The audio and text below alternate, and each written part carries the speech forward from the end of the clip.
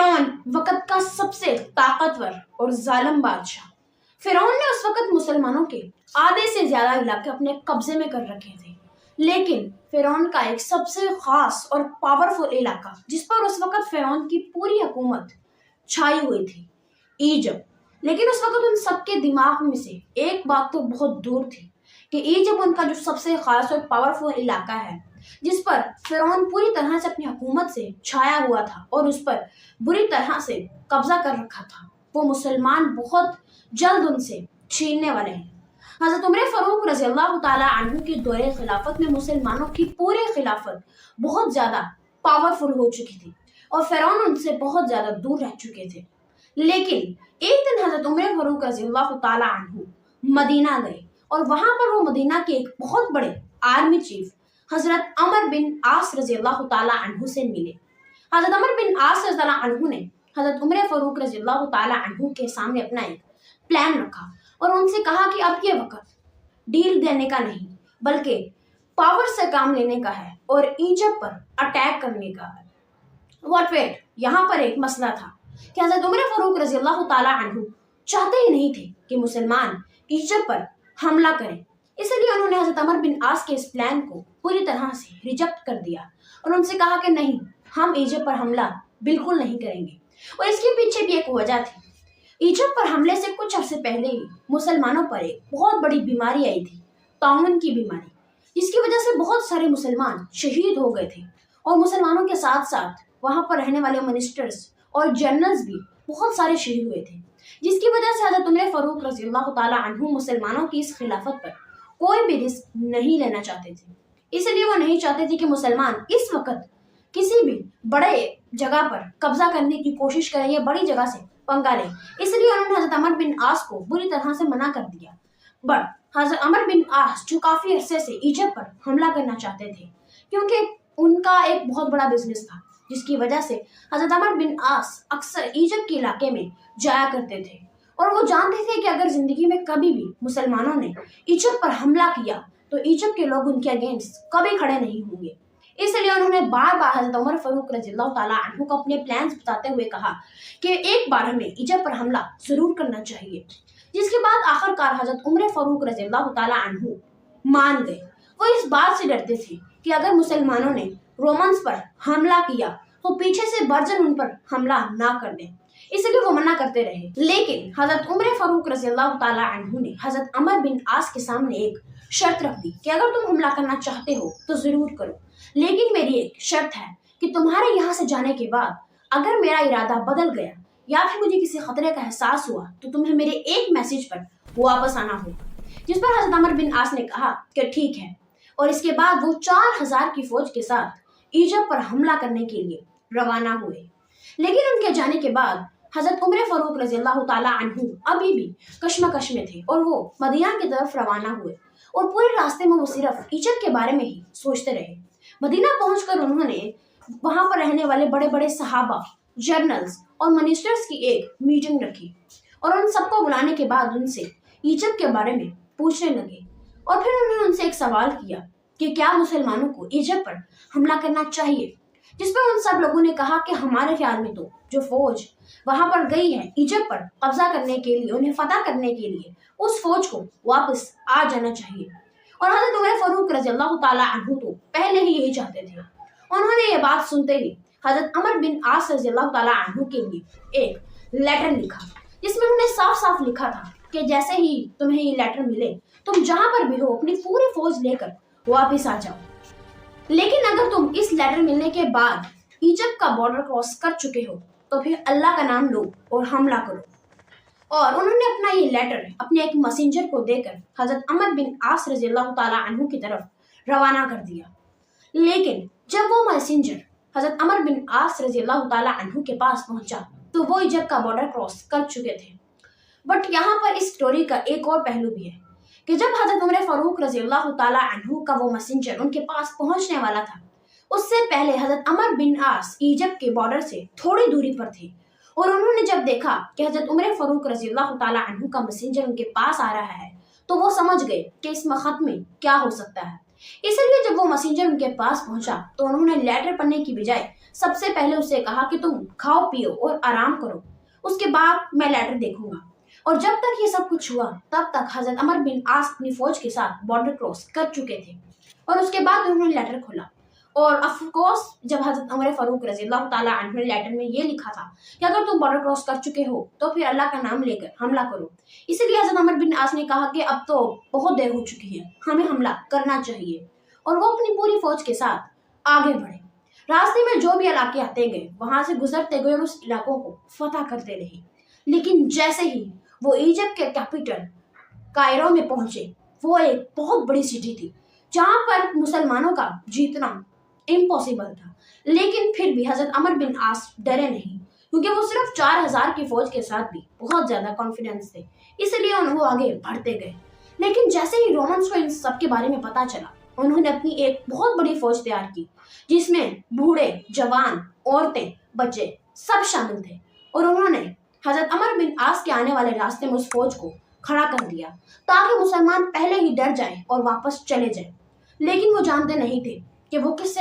یہ بات کر رہے ہیں۔ مسلمان جو کہ صرف 4000 فوج کے ساتھ ہی کانفیڈنس تھے، وہ ان سے کیا ڈرتے، اسی لیے حضرت عمر بن عاص آگے بڑھتے رہے۔ جیسے ہی وہ رومنس کے پاس پہنچے تو حضرت عمر بن عاص نے اپنے ایک میسنجر کو ان کے لیڈر کے پاس بھیجا اور اس کو اچھے سے سمجھا دیا کہ اسے ان کے پاس جا کر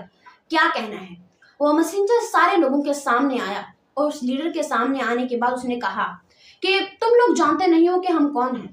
ہم ابھی تمہارے بہت بڑے بادشاہ ہلکر کو بری طرح سے کرش کر کے آ رہے ہیں۔ یہ سن کر وہاں پر موجود سارے رومنس بری طرح سے حیران ہو گئے، اور اس لیڈر نے بھی کہا کہ بات تو صحیح ہے۔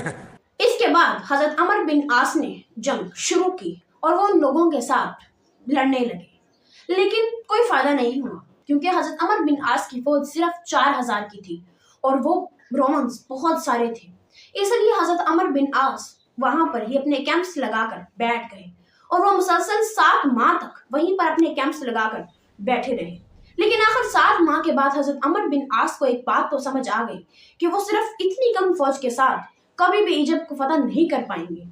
اور اب انہیں لگا کہ شاید حضرت عمر فاروق رضی اللہ تعالیٰ عنہ سے مدد مانگنے کا وقت آ گیا ہے۔ اور دوسری طرف حضرت عمر فاروق رضی اللہ تعالیٰ عنہ بھی جانتے تھے کہ عمر بن عاص جو ایجپٹ کو اتنا لائٹلی لے رہا ہے اور صرف اتنی کم فوج کے ساتھ ایجپٹ کو فتح کرنا چاہتا ہے، اسے ضرور بھی مدد کی ضرورت پڑے گی، اس لیے حضرت عمر فاروق رضی اللہ تعالیٰ عنہ نے پہلے ہی 12000 کی فوج تیار رکھی تھی، اور جیسے ہی انہیں حضرت عمر بن عاص کا پیغام ملا، انہوں نے اس 12000 کی فوج کو حضرت عمر بن عاص کی مدد کے لیے روانہ کر دیا، بٹ انہوں نے اس فوج کا لیڈر بنایا حضرت عبداللہ بن زبیر رضی اللہ تعالیٰ عنہ۔ حضرت عبداللہ بن زبیر ایک بہت بڑے صحابی ہیں، اور ویسے بھی حضرت عمر بن عاص ان کی بہت زیادہ عزت کرتے تھے اور ان کے کافی اچھے دوست بھی تھے، کیونکہ انہوں نے اپنے مرنے سے پہلے بھی جو 6 صحابہ اگلے خلیفہ کے لیے چنے جانے تھے، ان میں انہوں نے حضرت عبداللہ بن زبیر کا نام بھی لکھا تھا۔ ناؤ جیسے ہی حضرت عبداللہ بن زبیر اپنی 12000 کی فوج کو لے کر حضرت عمر بن عاص کے پاس پہنچے تو مسلمانوں کا کانفیڈنس اور زیادہ بڑھ گیا، کیونکہ اب وہ 12 اور 4 مل کر 16000 کی ایک بہت بڑی فوج بن چکی تھی، اور اب وہ ایجپٹ کے وہاں پر رومنس پر حملہ کرنے کے لیے بالکل ریڈی ہو چکے تھے۔ اور وہاں پر جب رومنس نے دیکھا کہ مسلمان کافی سارے ہو چکے ہیں، اس لیے انہوں نے اپنی بھی ایک بہت بڑی فوج تیار کی، لیکن دوسری طرف مسلمانوں نے اب ایک بہت زیادہ اسٹرکٹ پلان تیار کیا، بالکل حضرت خالد بن ولید کی طرح، جن کی پلاننگز کے بارے میں ہم آپ کو پہلے بھی بتا چکے ہیں، اور ان کا پلان اتنا زیادہ اسٹرکٹ تھا کہ رومنس کو تو ان کے پلان کی بالکل بھی خبر نہیں ہوئی۔ اگلی صبح دونوں فوجیں آمنے سامنے تھیں اور ایک بہت بڑی جنگ شروع ہوئی، لیکن جنگ کے شروع ہوتے تھوڑی دیر بعد ہی مسلمان اچانک سے جنگی میدان چھوڑ کر پیچھے ہٹنے لگے، اور آخر کار وہ میدان چھوڑ کر اتنا زیادہ پیچھے رہ گئے کہ رومنس کو لگنے لگا تھا کہ شاید اب ان کی فوج ہار جائے گی اور بھاگ جائے گی۔ لیکن جیسے ہی مسلمان پیچھے ہٹے اور رومنس ان کے آگے آنے لگے، تب مسلمانوں کی ایک اور فوج نے پیچھے سے آ کے انہیں گھیر لیا، اور اس طرح سے ان کی ایک فوج کو مسلمانوں نے چاروں طرف سے گھیر لیا اور انہیں بری طرح سے کرش کر دیا۔ اس کے بعد وہ آگے بڑھنے لگے، لیکن پھر بھی وہ ایجپٹ کی کیپٹل کائرو میں جو ایک ان کا مین دروازہ تھا اس میں داخل نہیں ہو سکے۔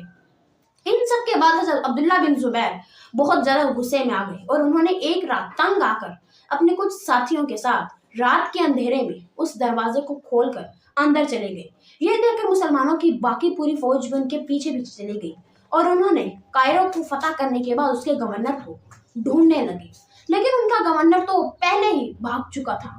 वो मुसलमानों से इतना ज्यादा डर गया था कि वो अपने कुछ साथियों के साथ अंधेरे में ही भाग गया था। वो गवर्नर अपने साथियों के साथ वहां से जगह छोड़कर भाग तो गया, लेकिन उसके दिल में मुसलमानों का इतना ज्यादा खौफ भर गया था कि उसने वहां पर जाते ही हजरत अमर बिन आस के नाम एक खत लिखा, जिसमें उसने साफ साफ लिखा था कि मैं पूरे इजिप्ट को आपके सामने सरेंडर करने के लिए तैयार हूँ। ये लेटर पढ़ने के बाद हजरत अमर बिन आस को बिल्कुल भी खुशी नहीं हुई, क्योंकि इसका कोई फायदा नहीं था, क्योंकि मुसलमानों का असल टारगेट उस जगह का गवर्नर नहीं बल्कि रोमन अम्पायर का सबसे बड़ा बादशाह था, जिस तक वो अभी तक नहीं पहुंच पाए थे। ये लेटर पढ़ने के बाद उन्होंने इस लेटर को बुरी तरह से रिजेक्ट कर दिया। अब वो गवर्नर अपने साथियों के साथ भागकर इजिप्ट की एक बहुत बड़ी सिटी, जो कायरो से भी ज्यादा बड़ी सिटी थी, अलेक्जेंड्रिया में जा छुपा था।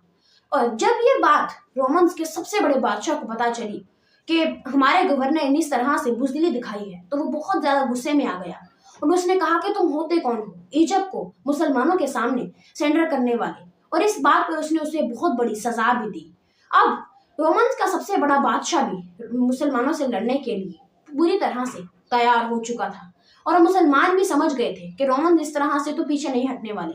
इसलिए उन्होंने और ज्यादा ताकत से काम लिया और वो अपने कैंप्स को समेटकर अलेक्जेंड्रिया जाने की तैयारी करने लगे। मैडम, यहाँ पर एक बहुत इंटरेस्टिंग स्टोरी है कि जब मुसलमान अलेक्जेंड्रिया जाने के लिए अपना सामान इकट्ठा कर रहे थे, तब हजरत अमर बिन आस भी अपने कैंप में आए और उन्होंने देखा कि उनके कैंप में एक परिंदा कबूतर ने एक घोंसला बना रखा है और उसके साथ उसके 2 बच्चे और इसके अंडे भी हैं, जिसकी वजह से अमर बिन आस ने सोचा कि अगर अपना कैंप ले जाएंगे तो इस परिंदे को बहुत मुश्किल आएगी। इसलिए उन्होंने अपना कैंप नहीं उठाया और उनका कैंप वहीं रहा, और उसकी वजह से मुसलमान उस कैंप के आसपास आबाद होने लगे। और उस वक्त उस इलाके को कायरो कहा जाता था, लेकिन कैंप को अरबी में फुस्ताद कहा जाता है। इसलिए उस कैंप की वजह से उस इलाके का नाम ही फुस्ताद पड़ गया, और आज हम उस इलाके को फुस्ताद ही कहते हैं। Late back come to story. जब सारे मुसलमान और हजरत अमर बिन आस अलेक्जेंड्रिया पहुंचे तो वो बहुत ज्यादा हैरान हो गए, क्योंकि अलेक्जेंड्रिया इजिप्ट की कायरो सिटी से भी ज्यादा बड़ी सिटी थी, और आज तक हजरत अमर बिन आस ने इतनी बड़ी सिटी पर कभी भी हमला नहीं किया था, और वहां पर बहुत सारे रोमन्स और उनके मिनिस्टर्स भी थे। इजिप्ट को फतह करने की ये स्टोरी बहुत ज्यादा इंटरेस्टिंग और बहुत ज्यादा लॉन्ग स्टोरी हो सकती है, इसलिए हम इसको बाकी को एक्सप्लेन करने के लिए पार्ट 2 जरूर बनाएंगे।